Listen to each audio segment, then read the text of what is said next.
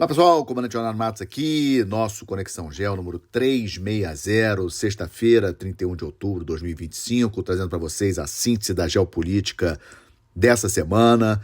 Como sempre, todas as sextas-feiras, YouTube, Spotify, Apple Podcast, bem cedo, você já tem aí a síntese dos eventos mais importantes. E, como sempre peço a vocês, se gostarem, lembrem de deixar aí a avaliação no final, deixem aí um comentário, façam perguntas e, se gostarem, principalmente, peço que compartilhem com seus amigos, pessoas como vocês que querem estar aí bem informadas da situação global.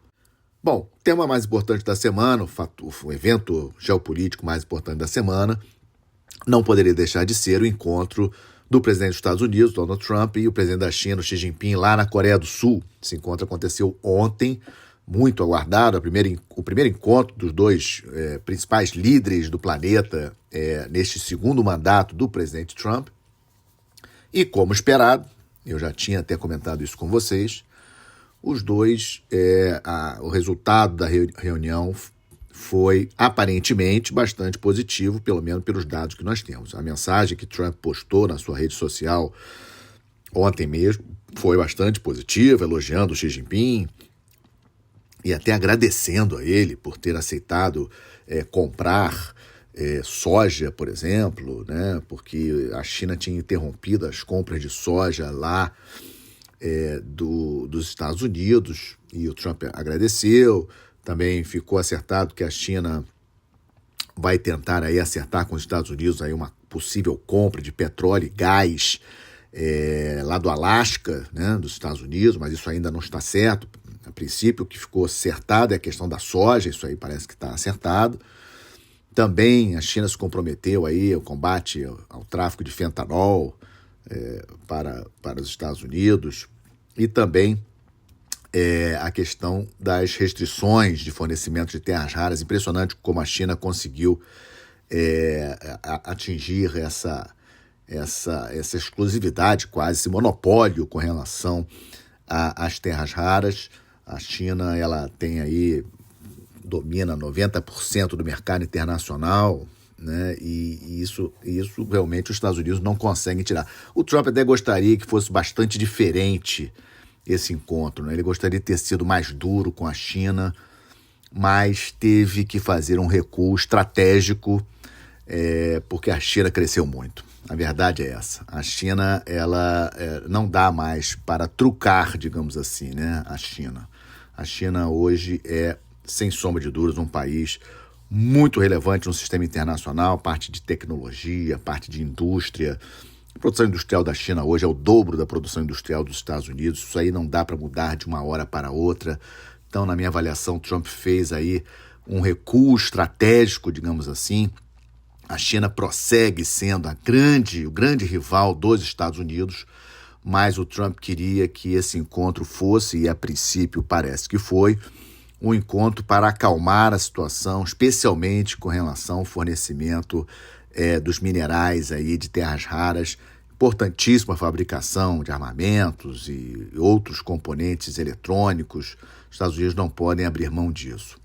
E ontem à noite mesmo, o Trump voltou para os Estados Unidos, uma semana muito intensa, começou lá na Malásia no final de semana, no último domingo, participando da reunião de cúpula da ASEAN, aquele grupo de 10 países lá do Sudeste Asiático, cada vez mais importante. Tem a Indonésia como a principal economia, né? A Indonésia é um país importantíssimo. O Timor-Leste passou a integrar formalmente, plenamente a ASEAN. Agora a ASEAN tem 11 países. E também no domingo, o Trump não apenas presenciou e assinou, inclusive, né, fez parte lá da assinatura dos documentos formais do acordo de paz entre Tailândia e Camboja, e também o tal já esperado encontro com o presidente do Brasil, que a princípio, pelo resultado ali da entrevista logo após a reunião, foi bem positiva, mostrando um Trump pragmático, geopolítico e não ideológico. Eu comentei isso no Minuto Conexão Geo essa semana para vocês. Lógico que a questão das tarifas ainda não está resolvida. Na segunda-feira, os grupos técnicos dos dois países se encontraram. Essa questão das tarifas ainda não está resolvida, mas no campo da grande política, o Trump elogiou o presidente brasileiro, disse que vem ao Brasil, o presidente brasileiro disse que vai aos Estados Unidos. Então ali vimos uma postura pragmática dos dois chefes de Estado. Depois o Trump saiu da Malásia, foi ao Japão, se encontrou com a nova primeira-ministra japonesa, né, a primeira mulher a assumir esse cargo. E um detalhe interessante, além das questões ali comerciais com o Japão, etc., algo que me chamou a atenção foi que o Trump conseguiu levar a primeira-ministra do Japão, vejam isso, dentro do porta-aviões americano, que é sediado no Japão. Os Estados Unidos têm uma esquadra sediada no Japão, a 7ª esquadra americana, ela é sediada no Japão, e o navio mais importante da 7ª esquadra é um porta-aviões, e esse porta-aviões estava atracado lá no Japão, e o Trump levou, não sei se vocês chegaram a ver as imagens, ele levou a primeira-ministra do Japão dentro do porta-aviões, ela foi saudada pela tripulação, ele também. Mas, no fundo, qual era a mensagem que o Trump queria passar para ela e para o povo japonês? Olha só, você precisa dos Estados Unidos, né? Você está a bordo de uma máquina de guerra fantástica que você não tem sem a presença dos Estados Unidos, sem a presença militar dos Estados Unidos aqui, você vai ficar numa situação difícil. Então, achei muito interessante essa jogada do Trump de levar a primeira-ministra do Japão para dentro do porta-aviões americano para mostrar, né, quem manda, né, a sua força. O problema é que, lógico, parte da elite japonesa não gostou, e eu fiz questão de olhar aí alguma mídia japonesa mais crítica a isso, e percebi que teve gente que não gostou. Então, Trump precisa tomar cuidado com esse tipo de atitude, porque o Japão de hoje, né, aliado dos Estados Unidos, pode virar aquele Japão da segunda metade do século XIX, né, primeira metade do século XX, né, um Japão mais assertivo, um Japão militarizado. Lembrando a vocês que o Japão tem aumentado, sim, o seu orçamento de defesa e tem aí uma capacidade tecnológica, capacidade de construção naval aí muito grande, então algo a ser acompanhado. E só para não esquecer, essa semana intensa do presidente Trump, que fechou com o encontro com Xi Jinping, antes disso, ele fez uma postagem em sua rede social que também chamou muita atenção, muita polêmica, a questão da Coreia do Sul ter um submarino de propulsão nuclear que seria construído nos Estados Unidos. Isso mesmo, né? Impressionante. Nós acabamos de ver, de acompanhar, eu comentei com vocês na semana passada, o Trump se encontrou com o primeiro-ministro da Austrália. Vocês lembram que em 2021 os Estados Unidos fecharam, junto com o Reino Unido e a Austrália, um acordo chamado AUKUS, para dotar a Austrália de submarinos de propulsão nuclear. E agora, essa semana, o Trump lá na Coreia do Sul, falando que a Coreia do Sul vai comprar um submarino de propulsão nuclear construído nos Estados Unidos. Isso, gente, nunca aconteceu antes. O submarino classe AUKUS da Austrália, ele vai ser construído na Austrália, que também era algo inédito, né? Apoio forte do Reino Unido para fornecer a parte da propulsão nuclear, o reator nuclear vai vir do Reino Unido para ser instalado dentro do submarino, mas só vai ficar pronto lá para os anos 2040, para vocês terem uma ideia como é que isso demora, né? E agora veio essa história de um submarino de propulsão nuclear convencionalmente armado, né? O presidente da Coreia do Sul fez questão de frisar isso, que esse submarino será convencionalmente armado, não terá armas nucleares, mas um salto aí de poder militar da Coreia do Sul bastante interessante, né? Dá um upgrade grande aí para a Marinha da Coreia do Sul, que é cercada ali por China, Coreia do Norte, etc. Não tivemos detalhes se será um classe Virginia americano, ou será uma outra classe, não temos detalhes de como será esse submarino aí da Coreia do Sul, de propulsão nuclear a ser construído nos Estados Unidos. E lembrando a vocês das dificuldades da indústria de construção naval dos Estados Unidos, ou seja, eles não conseguem nem entregar o que eles têm que entregar para a Marinha Americana.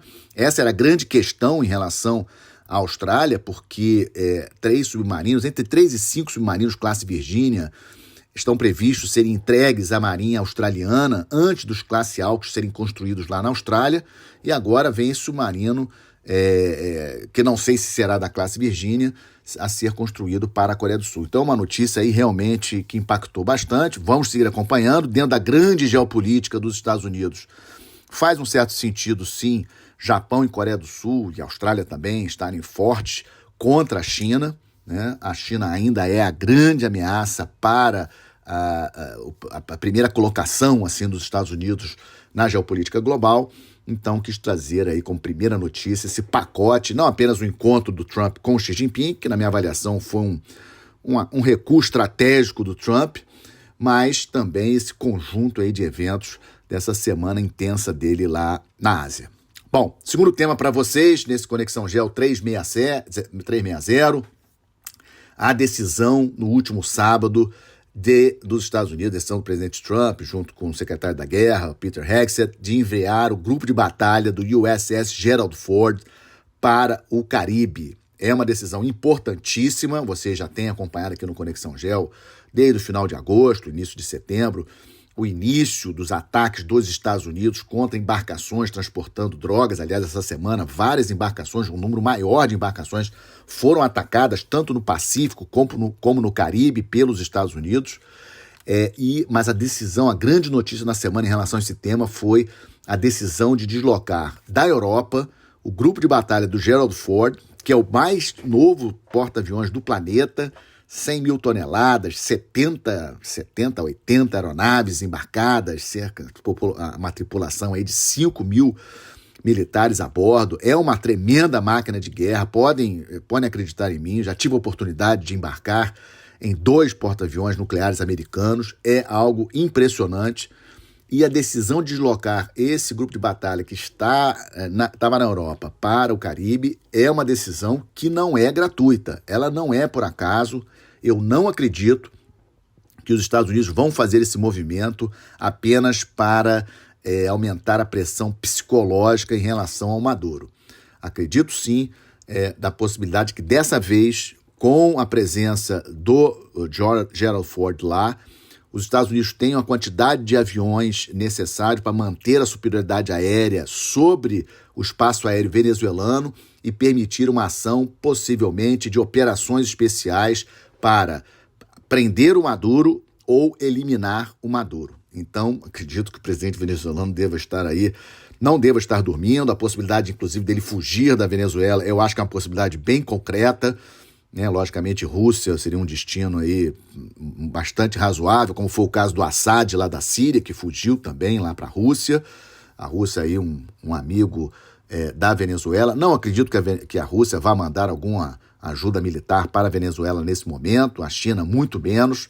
A Venezuela está sozinha nisso e com a presença do USS Gerald Ford, a minha avaliação é que algo sim vai acontecer, especialmente no final da próxima semana, que é quando o grupo de batalha do porta-aviões americano vai estar lá.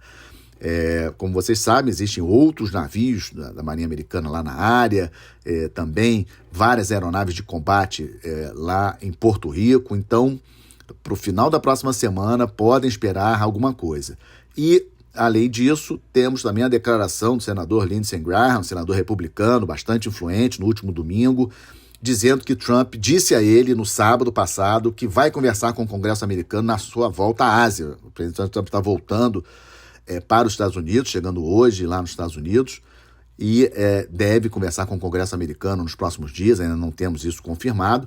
E algo me chamou a atenção na fala do senador foi que ele falou não apenas da Venezuela, mas também da Colômbia. Aí eu acho que seria demasiado. Não acredito que o presidente Trump vai fazer alguma ação contra o presidente Gustavo Petro da Colômbia. Talvez ataques com mísseis a instalações de grupos de narcotráfico dentro do território colombiano. Isso aí é possível, mas não acredito que os Estados Unidos vá fazer uma ação militar contra o presidente Maduro e contra o presidente Gustavo Petro ao mesmo tempo. Eu acho que a prioridade é realmente eliminar o Maduro, tentar colocar no poder um líder da oposição, mas isso tem que contar com o apoio de parcela das Forças Armadas venezuelanas. Essa talvez seja a maior questão, né? A grande dúvida que eu tenho é se os Estados Unidos já têm isso bem fechado com a oposição venezuelana, a oposição política, e acho que essa é a parte mais fácil, mas a parte mais difícil é se realmente existe um núcleo minimamente forte dentro das Forças Armadas venezuelanas para tomar o poder, porque apenas um ataque contra a liderança venezuelana arrisca que uma outra liderança aliada ao Maduro assuma o poder. Então esse é o risco de uma ação militar dos Estados Unidos dessa magnitude contra o presidente Maduro.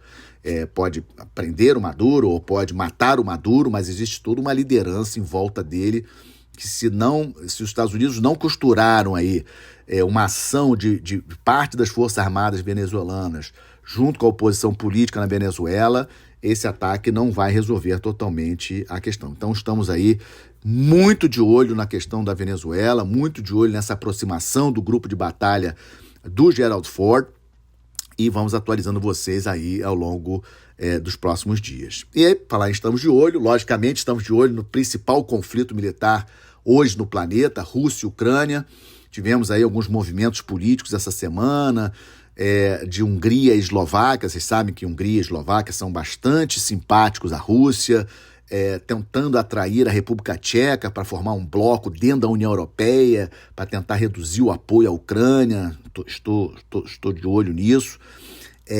E o Putin tem apostado nessa questão, ou seja, fragilizar a Europa para que a Europa deixe de apoiar a Ucrânia, né? O Putin investindo na oposição dentro da Alemanha, dentro da França, e agora esses 3 países aí, especialmente Hungria e Eslováquia, tentando conquistar aí também o apoio da República Tcheca para reduzir, digamos assim, o apoio da União Europeia em relação à Ucrânia, algo que obviamente a Ucrânia tem muito medo. O Zelensky tem atuado muito em cima dessa questão aí de contatos com a Europa para manter o apoio que ele tanto precisa. A Rússia segue pressionando muito no terreno, inclusive pressionando ali especialmente a região de Donetsk ali, você já sabe, falo sempre, tenho atualizado vocês, cerca de 75% da região de Donetsk já está conquistada pela Rússia, mas a Rússia atuando muito forte ali no terreno para tentar avançar naquela posição. E essa semana um destaque também importante foram os anúncios de Putin com relação à questão de novos armamentos. Impressionante, logo no início da semana ele anunciou o teste exitoso, segundo ele, de um míssil de cruzeiro movido a energia nuclear, com capacidade de transportar ogivas nucleares. O Borovetsky é capaz de viajar até 14 mil quilômetros, escapando da defesa contra mísseis. E como se não bastasse apenas essa notícia desse super míssil novo russo, ele também falou sobre o tal Poseidon, né? O Poseidon, inclusive, já tem até série americana falando do Poseidon. Poseidon é um super torpedo, digamos assim, também movido a propulsão nuclear. É meio torpedo barra drone, lançado por um submarino russo de propulsão nuclear, um grande submarino russo. Ele foi testado, segundo Putin, né? Ele tem alcance estimado até 10 mil quilômetros, uma coisa inacreditável, uma coisa assim impensável, um torpedo, um drone submarino ter um alcance desse, com uma velocidade de 185 km por hora, algo assim realmente impressionante. E como se não bastasse esses anúncios aí dessas 2 armas, a Bielorrússia confirmou que pretende instalar em seu território um novo sistema daqueles mísseis hipersônicos de médio alcance, Oreshnik, da Rússia, né? Ou seja, mais próximo do território da OTAN, dos países da OTAN ali. A Bielorrússia está mais próxima, vizinha da Polônia, vizinha da Lituânia. Ou seja, e aí, lógico, para fechar o balão, né, do estresse desse conflito Rússia e Ucrânia, o Trump ontem anuncia que determinou que os Estados Unidos retomem seus testes nucleares. Ou seja, alguém tem alguma dúvida da gravidade do momento internacional que nós estamos vivendo? É só acompanhar essas notícias, apenas essas notícias. Se vocês apenas nunca tivessem escutado nada de geopolítica, apenas escutassem este Conexão Geo, e o que eu estou falando para vocês que aconteceu essa semana, Rússia e Estados Unidos, essa indefinição em relação ao futuro do conflito Rússia e Ucrânia, para vocês terem uma ideia melhor da gravidade do momento que estamos passando. Bom, também estamos de olho no conflito lá no Oriente Médio. Hamas segue mandando naquele espaço que restou de Gaza, né? Vocês já acompanharam aqui no Conexão Geo. Metade da faixa de Gaza hoje é ocupada por forças israelenses. O que sobrou ainda está sendo ocupado por forças do Hamas, né? O Hamas ainda manda armados, etc. E ficam aquelas perguntas, né? Quem vai desarmar o Hamas? Essa dificuldade de formar essa força internacional. Os Estados Unidos estão ali com um centro de comando civil-militar instalado próximo da fronteira ali com a faixa de Gaza. Cerca de 200 militares americanos estão lá. Mas está muito difícil de formar essa força internacional que tem a missão aí de ocupar efetivamente o que restou da faixa de Gaza, desarmar o Hamas, e essas dúvidas todas aí pairam. E além disso, pairam também nuvens pretas com relação ao programa nuclear iraniano. Isso mesmo, né? Essa semana, mais notícias que o Irã teria, sim, conseguido guardar aqueles 400 quilos de urânio enriquecido a 60%. Vocês lembram dessa história? Aquele ataque que os Estados Unidos fez em junho. Parece que, né, notícias surgiram essa semana, a gente não tem como comprovar, que o Irã teria, sim, conseguido guardar aqueles 400 quilos de urânio enriquecido a 60%. Lembrando que para ter a capacidade assim, de um artefato nuclear tem que ser enriquecido a 90%. Ou seja, o programa nuclear iraniano ainda não acabou, ainda estamos de olho. Também estamos de olho na questão da Argentina, tivemos eleições domingo, surpreendendo muita gente. O partido do presidente Milei teve uma importante vitória, né, no meio de mandato, renovação de 50% da Câmara dos Deputados, 1/3 do Senado, né, foi as eleições de meio de mandato que aconteceram agora neste domingo, e o partido Milei teve um resultado muito positivo. Vocês lembram que o presidente Trump apoiou fortemente o Milei, né, dando um socorro aí de 20 bilhões de dólares para a economia argentina aí respirar, e o Milei conseguiu esse sucesso, logicamente festejou bastante, o presidente Trump mandou mensagem, e vamos seguir de olho nos nossos amigos argentinos aqui do lado. Como eu tenho falado sempre para vocês, a Argentina é o nosso maior parceiro comercial aqui na América do Sul, na América Latina, na verdade.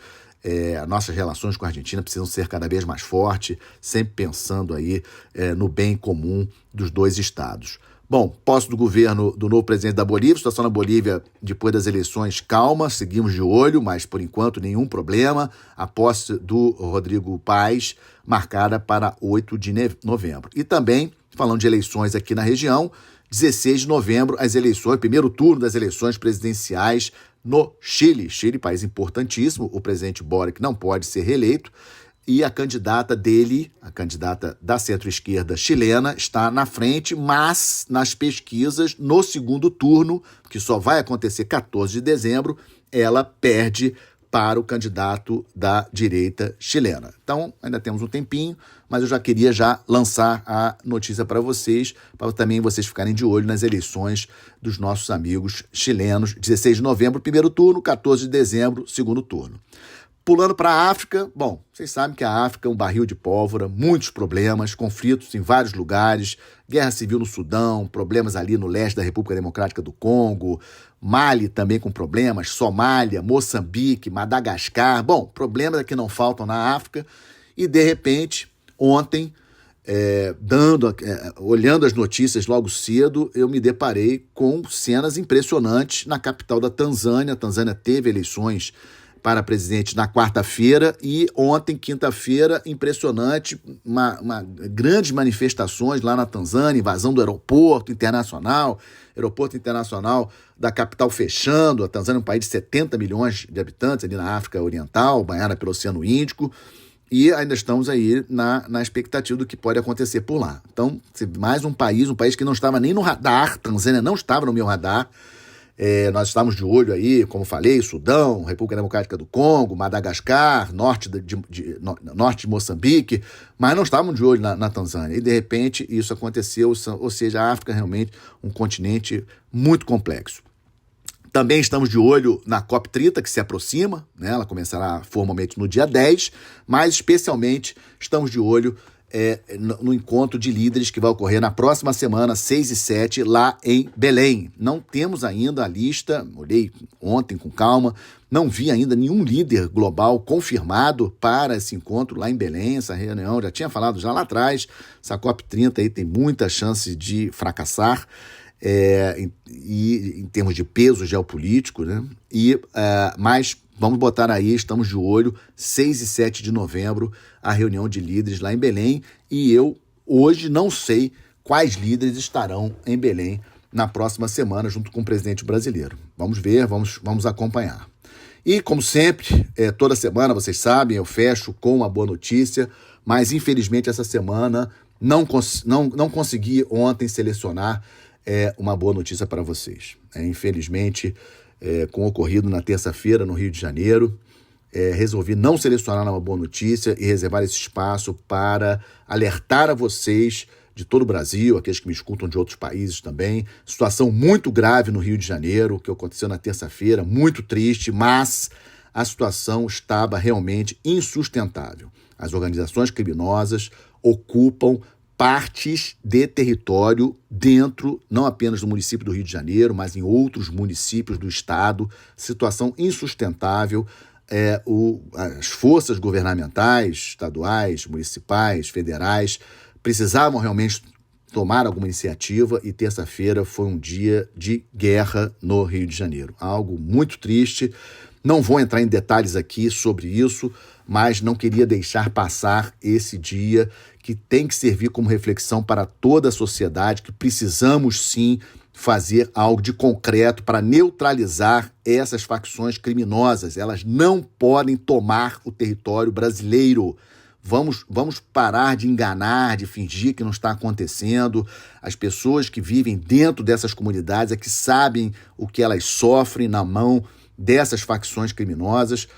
Os governos de todos os níveis, federal, estadual, municipal, precisam ser sérios no combate a essa ameaça, que não é apenas no Rio de Janeiro, importante dizer, isso também ocorre em outros estados da nossa federação. O crime não pode vencer. Este na minha avaliação, a maior ameaça no momento para a sociedade brasileira é o aumento do poder das organizações criminosas. Temos que encarar isso com muita seriedade. Bom, com essa notícia, que não é uma boa notícia, sem dúvida, é um alerta para todos nós, encerro a Conexão GEO 360, agradecendo o tempo de vocês, o prestígio de vocês. Se gostaram, deixa aí a observação de vocês, o comentário, façam perguntas, principalmente compartilhem com seus amigos. Um ótimo final de semana, até a próxima sexta-feira. Muito obrigado.